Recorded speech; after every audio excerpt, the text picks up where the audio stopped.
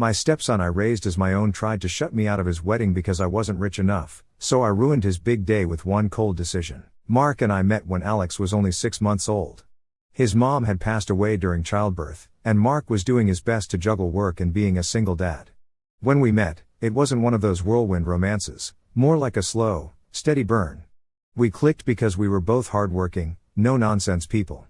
Mark was sweet but practical, and I admired how he doted on Alex, even when he was clearly exhausted. By the time we got married a year later, Alex was toddling around and calling me mama. Back then, life felt pretty perfect. Mark had a good job, and I started working part-time at a local diner. We bought a modest little house in a quiet neighborhood, 3 bedrooms, 1 bath, with a big backyard where Alex could run around. It wasn't fancy, but it was ours. Things changed when Alex was 5. Mark passed away suddenly, an aneurysm. One day, he was there, laughing at dinner, tucking Alex into bed, and the next, he was gone. I woke up that morning and noticed he hadn't moved. I thought he was just sleeping in for once, but when I nudged him, his body was cold. I can't describe the panic that took over.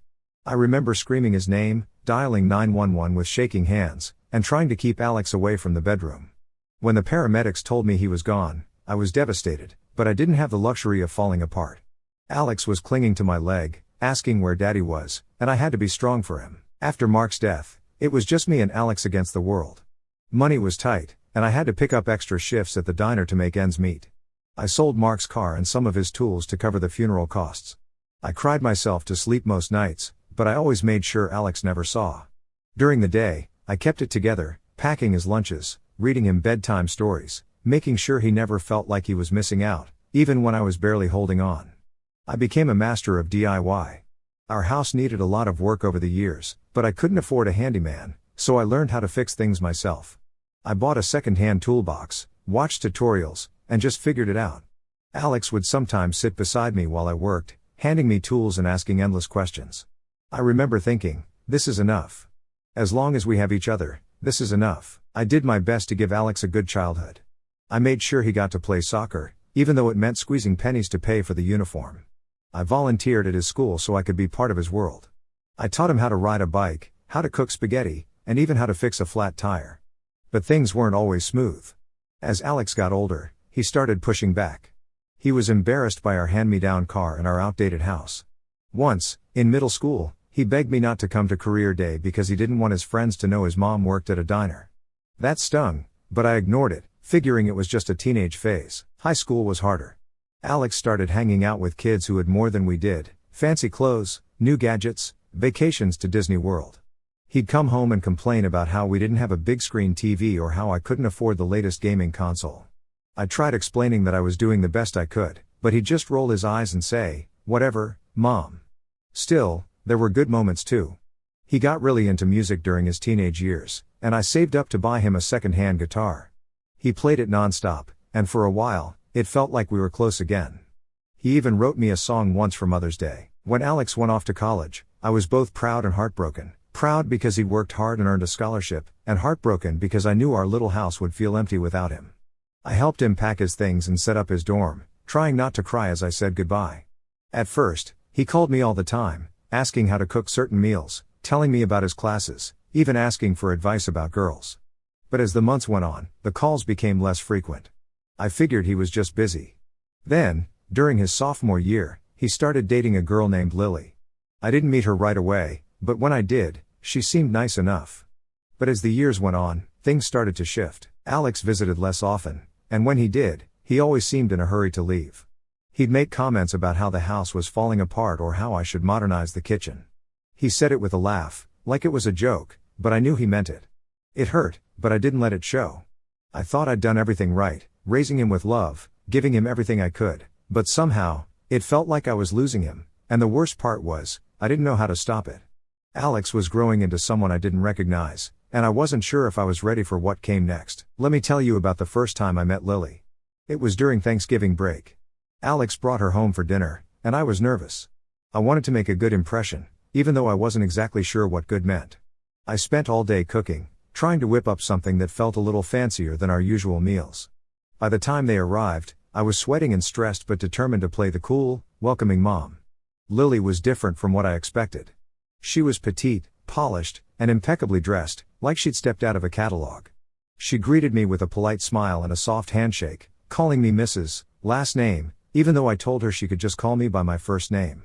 She was nice enough, but there was a distance to her that I couldn't quite put my finger on. Dinner was awkward.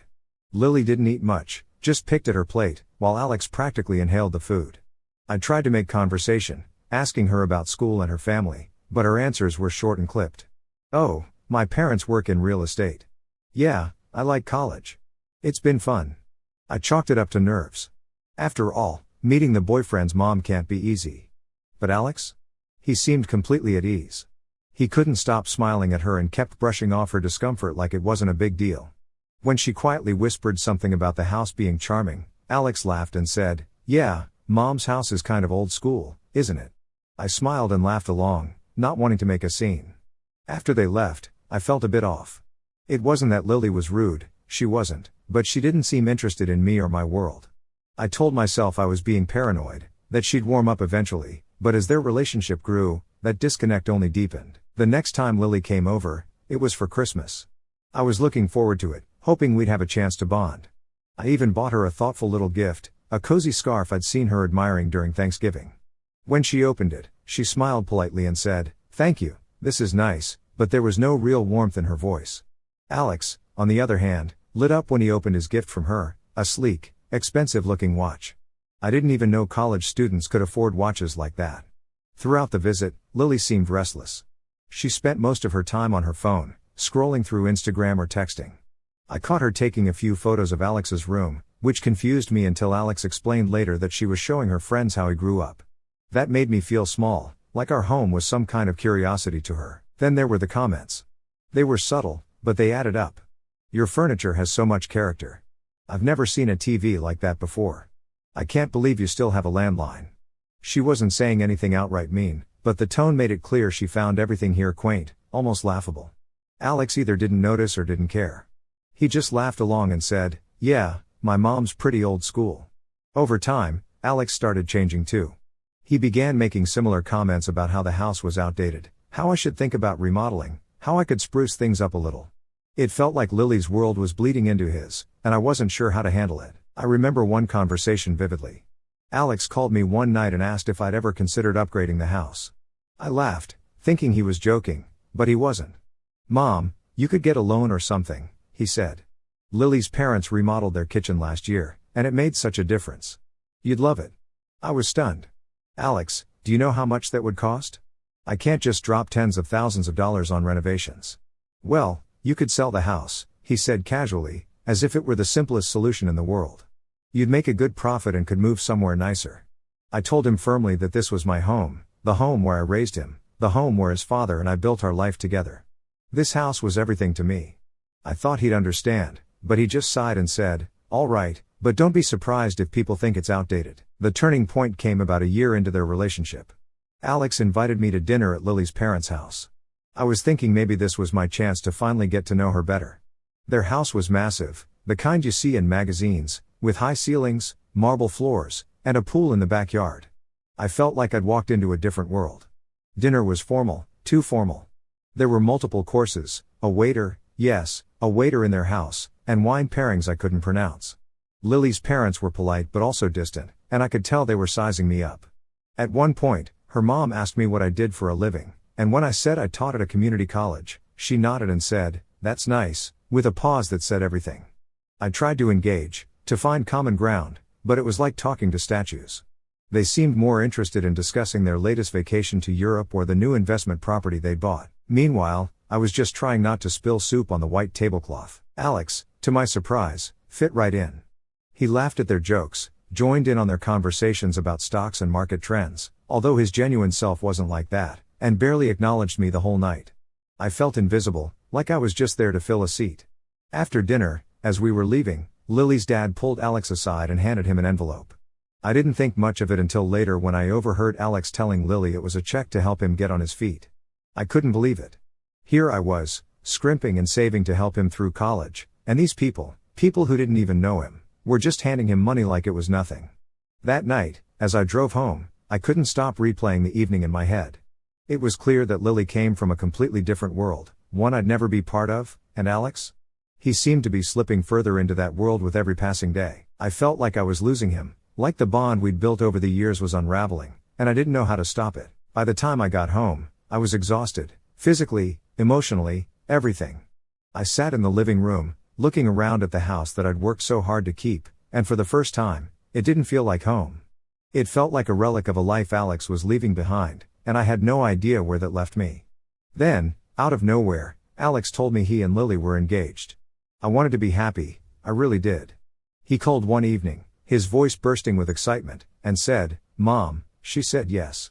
I could hear Lily in the background, laughing and talking to someone else. My first reaction was to smile, but then the reality hit me. This was serious. My boy was getting married, officially becoming part of a world that felt more and more distant from mine. I congratulated him, of course.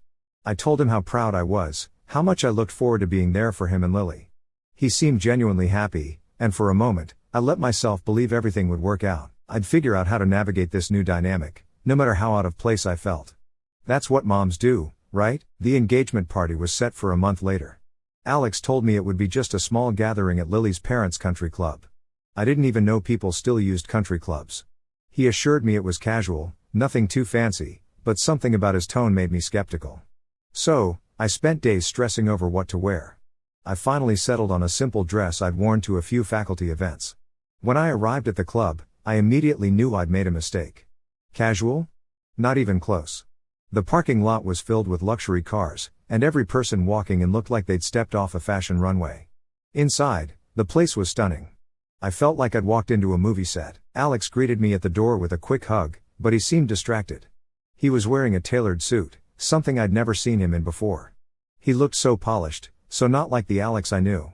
"Mom, you made it," he said, grinning. "Lily's parents are going to love meeting you." As I stepped further into the room, I realized I was completely out of my depth. Groups of people stood around in clusters, discussing things like stock portfolios, art galleries, and vacation homes. I stood awkwardly by the entrance for what felt like forever before Alex finally introduced me to Lily's parents. "Mom, this is Mr. and Mrs. Harper," Alex said, gesturing to a tall man in a crisp suit and a woman wearing a designer dress that probably cost more than my car. Mrs. Harper smiled, but it didn't reach her eyes. "It's so nice to finally meet you." Mr. Harper shook my hand firmly and said, "Alex has told us so much about you." I wondered if any of it was true. I tried to make conversation, but it quickly became clear we had nothing in common. When Mrs. Harper asked if I traveled much, I mentioned a road trip Alex and I had taken to the Grand Canyon when he was a kid. She smiled politely and said, "Oh, how quaint." Quaint. I think she could have chosen a better word. I excused myself soon after, retreating to a corner where I could just observe. It didn't take long for the cracks to show. Lily was making her rounds, introducing Alex to her parents' friends like he was a prize trophy. He smiled and nodded, but I could see the tension in his shoulders. At one point, she laughed and said, "Isn't Alex just the perfect fit for our family?" The way she said it made my stomach churn, like he was being molded into something he wasn't. Then there were the whispers. I caught snippets of conversations as I moved through the crowd. "Oh, she's his mother," someone said, their tone dripping with judgment. "I thought she'd be more put together," another person laughed quietly. I tried to ignore it, but it was impossible not to feel the weight of their words. Meanwhile, Alex and Lily were at the head table, laughing and toasting with her parents. I couldn't help but notice how at home he seemed in their world, while I felt like an outsider looking in. It hurt more than I wanted to admit. After dinner, Alex pulled me aside. "Mom, are you having fun?" he asked, his eyes darting around the room. I hesitated, then said, "It's different." He laughed nervously and said, "Yeah, I know it's not your usual scene, but it means a lot that you're here."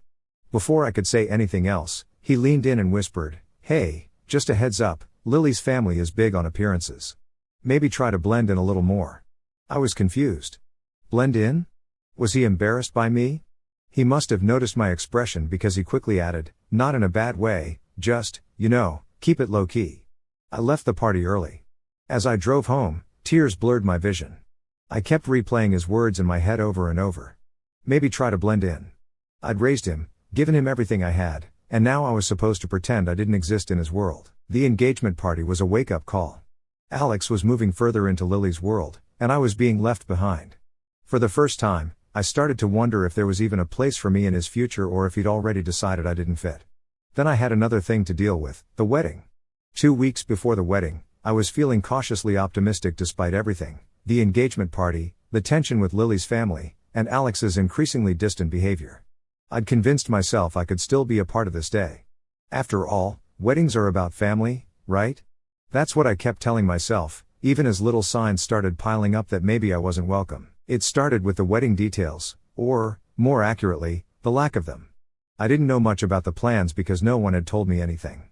When I asked Alex about my role in the ceremony, he'd shrug and say, "Oh, don't worry about it, Mom. Just show up and enjoy." I thought they were just keeping things simple. But as time went on, it became clear I wasn't part of the inner circle. I wasn't asked to help with the planning, wasn't invited to dress fittings, and didn't even know what time I was supposed to arrive at the venue until I finally asked outright. The venue itself was another sore spot. Alex had casually mentioned it in passing. What he didn't know was that I had helped him secure it. A friend of mine from college managed the venue, and when Alex told me they couldn't book it because it was too exclusive, I'd quietly reached out to pull some strings. I thought I was doing something meaningful, something that would make him happy. Turns out, he never even connected the dots. When he talked about the venue, it was as if I had nothing to do with it. The real blow came one evening when Alex showed up at my house unannounced. He looked uncomfortable, shifting from foot to foot as he stood in the doorway. "Can I come in?" he asked. Of course, I let him in, but he was acting weird. We sat in the living room, and he launched into what felt like a rehearsed speech. "Mom, I need to talk to you about the wedding," he started. "There's been a situation." "What kind of situation?" I asked. He hesitated, then blurted it out. "Lily's parents think it's best if you don't come to the wedding." At first, I thought I'd misheard him. "What?" I asked, forcing myself to stay calm. "It's not personal," he said quickly. "They're just worried about the image, you know how they are. They're really particular about appearances, and they think it might be better if you sat this one out." "You're telling me I'm not welcome at my own son's wedding?" I asked. "Mom, it's not like that," he said, avoiding my gaze. "They're just really stressed about everything. It's nothing against you personally." I couldn't believe what I was hearing. After everything I'd done for him, raising him, supporting him, sacrificing so much to make sure he had a good life, he was asking me to step aside for the sake of appearances. "And what about you, Alex?" I asked, tears welling up in my eyes. "Do you agree with them? Do you think I don't belong there?" He finally looked at me, and for a split second, I thought I saw guilt in his eyes. But then he said, "Mom, please don't make this harder than it needs to be. It's just one day. We can celebrate together afterward, just the two of us, just one day." That's what he called it, as if this wasn't one of the most important days of his life, as if I could just brush it off like it didn't matter. After all this, a thought crossed my mind, one that stopped me cold. Did Lily even know about this, or was this all Alex's doing? I decided to find out. The next day, I called Lily. When she picked up, she sounded cheerful, completely unaware of the storm brewing. "Hi, your name, how are you?" she chirped. "I'm fine," I said, though my voice was tight. "Listen, I need to ask you something. Alex told me your parents don't want me at the wedding. Is that true?" There was a long pause. "What?" She seemed confused. "Why would he say that? Of course you're invited. You're his mom." I felt a wave of relief, quickly followed by anger. Alex had lied to me. But why? Was he trying to protect me? Was he just trying to appease Lily's parents? Either way, it didn't make sense. Lily, on the other hand, was furious. She apologized profusely and promised to talk to Alex and her parents immediately. I hung up the phone, feeling both vindicated and deeply unsettled. What else hadn't Alex told me? Later that evening, Alex called me in a panic. "Mom, why did you call Lily?" he demanded. "Because I needed to hear the truth," I shot back. "Why would you lie to me, Alex? What were you trying to accomplish?" He stammered. "I didn't want things to get messy," he finally said. "I thought it'd be easier if..." "Easier for who?" I interrupted. "For you? For them? What about me, Alex? Did you even stop to think about how I'd feel?" He didn't have an answer for that. Instead, he muttered something about how I was making a big deal out of nothing and hung up. I sat there, stunned. How had it come to this? That night, I made a decision. I wasn't going to let anyone, Alex, Lily's parents, or anyone else, treat me like I didn't matter. I called my friend who managed the venue and told him to cancel the booking. When he asked why, I explained everything. He was shocked but understanding and promised to refund the deposit. When Alex and Lily found out the next day, all hell broke loose. Alex called me, furious. "Mom, what did you do?" he yelled. "We're 2 weeks away from the wedding, and now we don't have a venue." "I did what I had to do," I said calmly. "You don't get to exclude me from your life and expect me to keep bending over backward for you." He called me selfish, said I was ruining his wedding, but I didn't care. The fallout was immediate. Lily's parents were livid, Alex was scrambling to find a new venue, and I became public enemy number one. But you know what? I didn't feel bad. If they wanted to shut me out of their perfect little world, then they could deal with the consequences. A few days after the venue fiasco, my phone rang. It was Lily. I hesitated for a moment before answering, bracing myself for another round of accusations. Instead, her voice came through soft and hesitant. "Can we talk?" she asked. "In person?" I wasn't sure what to expect, but I agreed. We met at a coffee shop. When she walked in, she looked different, less polished, more subdued. Her usual air of confidence was replaced by something I couldn't quite put my finger on. Lily started without any small talk. "I spoke to my parents," she said, her eyes fixed on her cup. "They were upset about the venue, obviously, but when I told them why it happened, they admitted they'd suggested to Alex that you take a step back from the wedding." I stayed quiet, letting her continue. "They said they thought it would streamline things, make it easier for everyone. But I swear, I never agreed to that. I told them I wanted you there." I could tell she was being sincere, but it didn't change how much it hurt. "So, what about Alex?" I asked. "Why did he lie to me?" She sighed, stirring her tea. "He said he thought it would avoid drama, that if you weren't there, my parents would be happier, and everything would go smoothly. He was trying to keep everyone happy." "Everyone but me," I said flatly. Lily winced, nodding. "I didn't know he told you it was my parents' idea." "He lied to me too. He said you didn't want to come because you didn't approve of our relationship." I froze. That was new. "He told you what?" "That you didn't like me, that you thought I was too different, too stuck up." Hearing that broke something in me. I'd always known Alex could be self-centered sometimes, but this was a new low. He'd lied to me, lied to Lily, and manipulated both of us to avoid conflict. In trying to please everyone else, he'd made everything worse. Lily looked up at me. "I called you because I wanted to hear your side. I needed to know if it was true." I shook my head. "Lily, I've never had a problem with you. I've always thought you were a lovely girl. Sure, we're from different worlds, but that doesn't mean I don't want Alex to be happy. I didn't think I'd ever have to fight this hard to stay in his life." She nodded. "I believe you," she said softly. "And I'm sorry for all of it." We sat there in silence for a while, letting everything sink in. Then Lily said something I wasn't expecting. "I don't know if I can go through with the wedding." "What do you mean?" I asked. She hesitated, searching for the right words. "Alex has been different lately. He's so focused on making my parents happy, on fitting into their world, that sometimes I feel like I don't even know who he is anymore. He's not the guy I fell in love with." It hurt to hear that, but at the same time, I understood. Alex had been changing, slipping further into Lily's world and away from the person he used to be. "Do you still love him?" I asked carefully. "I do," she said quickly, "but love isn't enough if we're not honest with each other. And right now, I feel like we're both pretending to be something we're not." The conversation ended with a promise. Lily would confront Alex and figure out where they stood. I told her I hoped they could work things out, but also that she deserved to be with someone who truly made her happy. She thanked me, gave me a small, hesitant smile, and left. I drove home feeling a strange mix of emotions and a tiny spark of hope that maybe, just maybe, things could still be set right. The next day, Alex showed up at my door. He looked like he hadn't slept, his hair a mess, dark circles under his eyes. "We need to talk," he said. "Come in," I said, stepping aside. He sat on the couch, his hands fidgeting nervously. "Lily talked to me," he started. "She told me everything." "And?" I prompted, crossing my arms. "I messed up," he admitted. "I lied to you. I lied to her. I thought I was doing the right thing, but I see now that I wasn't. I just made everything worse." For a moment, I didn't say anything. I wanted to yell, to tell him how much he'd hurt me, but I also saw the regret in his eyes. "Why, Alex?" I finally asked. "Why did you feel like you had to lie?" He looked down at his hands. "Because I was scared. Scared that if I couldn't make everyone happy, I'd lose her. And scared that if I stood up to her parents, she'd see me as a failure. I didn't want to lose either of you."